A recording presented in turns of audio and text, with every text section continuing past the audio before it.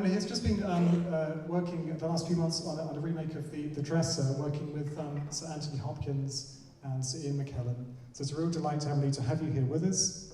And let's give a big, warm Bridport welcome.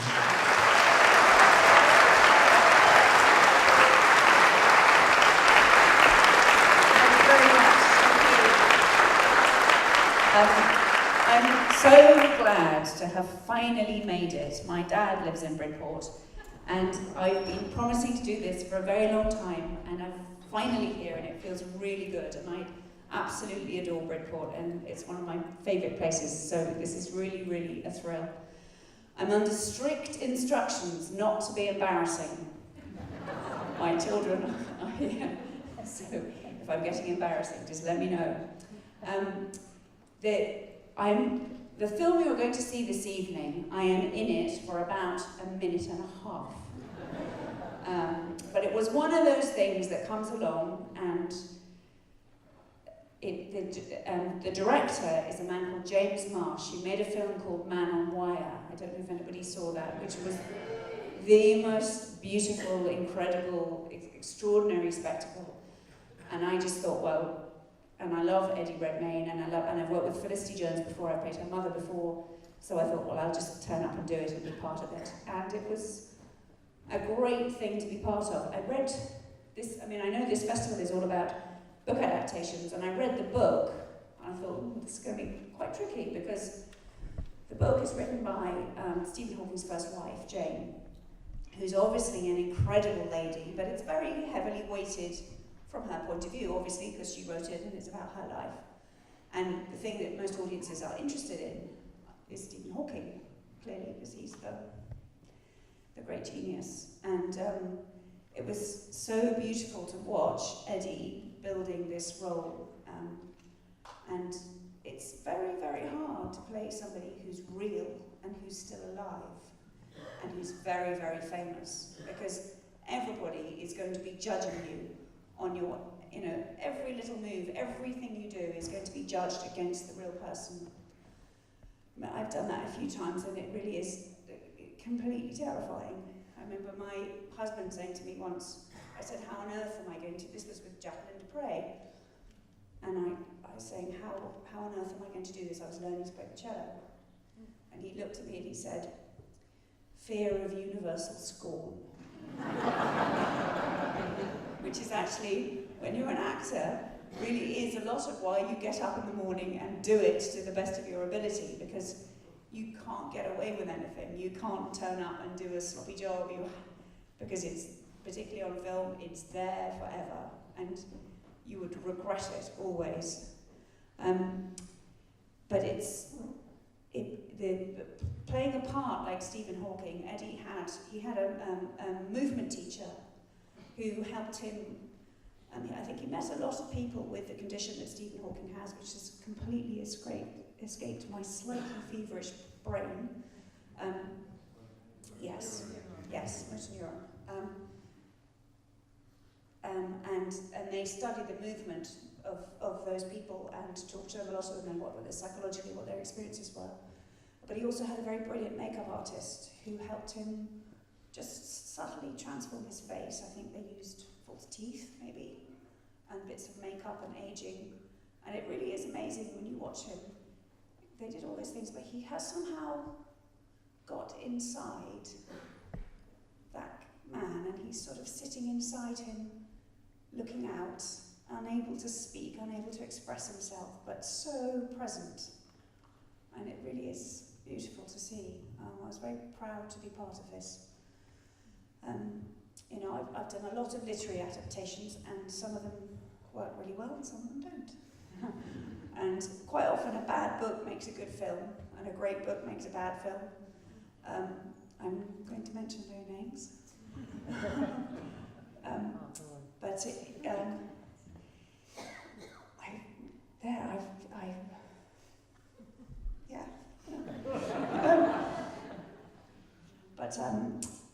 I can't think of anything else to say. My brain is going to tell me something to talk about, Chris. Perhaps, one of your films that I really admire very much is your first film, Breaking the Waves. which I working with Lars von Trier on your very first film, and I think it's also his first film. That's been quite an experience. It wasn't his first film actually, but it was his first film of that nature, and it was a very unique. I'd never made a film before. I'd never. I don't know if you know the story, but it's very extreme. It's very extreme about a young woman who goes to a very, very dangerous and difficult place.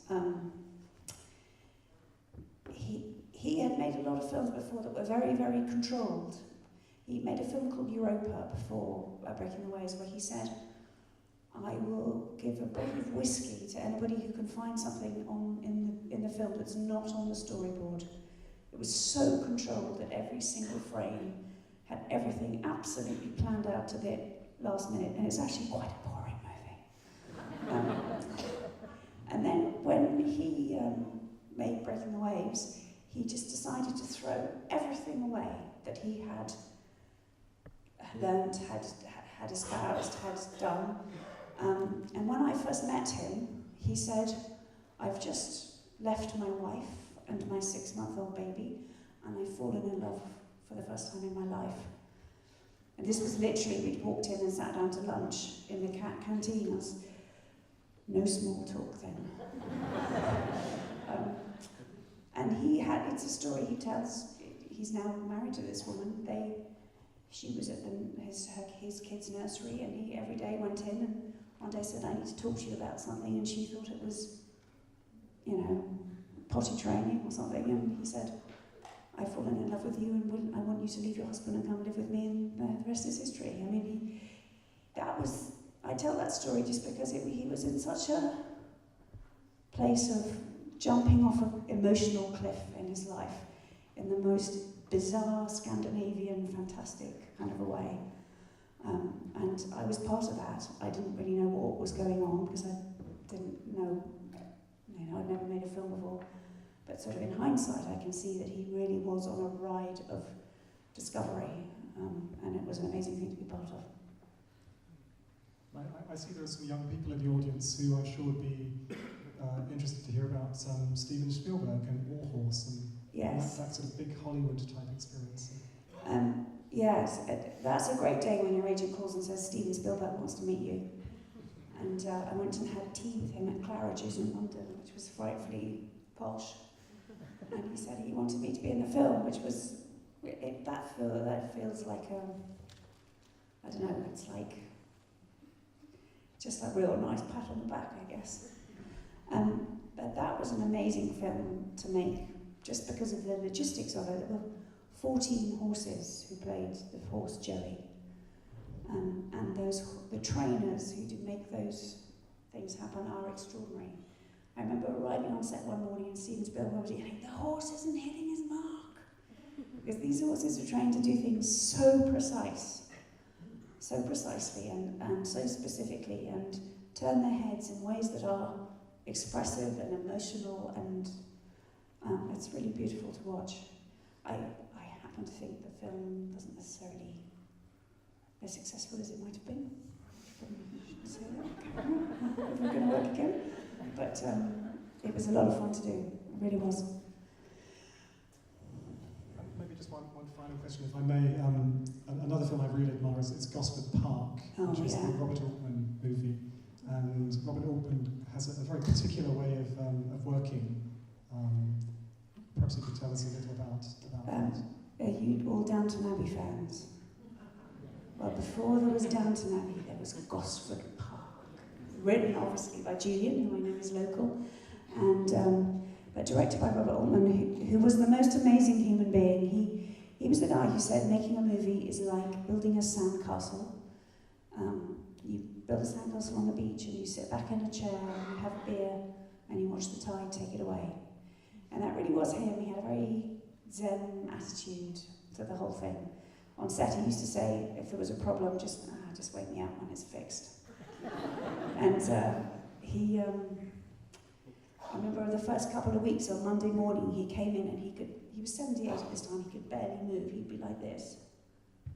And we'd all be looking around, this was this huge cast of British actors all thinking, oh my God, is he about to die? And it was because he'd been smoking so much over the weekend. He couldn't really move on Monday morning. But by Wednesday, he was fine. But he used to just say, just giggle and give in. That was his great thing. And he was a very, very generous person, and it's something that really comes out in his films. He's one of those people I felt really touched by in my life. You know, I sort of get myself into a state about something, and I quite often find myself thinking of him and his kind of just his laughter and his attitude to life was pretty special. But Gosford Park was terrifying because there were all those great British actors. There's a particular scene where there's I don't know if you remember, there's a long, really long tracking shot going round a table, and I'm pouring sauce onto guinea fowl stuffed with God knows what, and it's like a chicken inside a guinea fowl, inside a pigeon, kind of, you know, elaborate catering thing. So every time you reset for that scene, it's about half an hour to put out all the guinea fowl and do the thing. So this shot goes round and round the table, tracking me pouring sauce, and at the very end of it, I have to say something which felt very unmotivated, very difficult to kind of land. And we did it a few times, and I felt so embarrassed that I blushed. I just was so horrible. I hated it. And I turned to Maggie Smith. It was Maggie Smith, Alan Bates, Kristen Scott Thomas, Derek Jacobi, Richard E. Grant. It was like one of those actors' nightmares where everybody's there and you look down and you're not wearing any trousers. It's just... Anyways, and we did it all. And he said, you know what, I think we got it. And then I said, Bob, please, can I just have one more? So he said, okay. 45 minutes later, when they've reset all the guinea fowl, we did it again, and that's the take that's in the movie. And I said to him later, I just thought, you know, he's Rob Altman, he knows what he's doing. He said, well, she's Emily Watson. He said, I thought she's Emily Watson, she knows what she's doing. But no, it worked out in the end.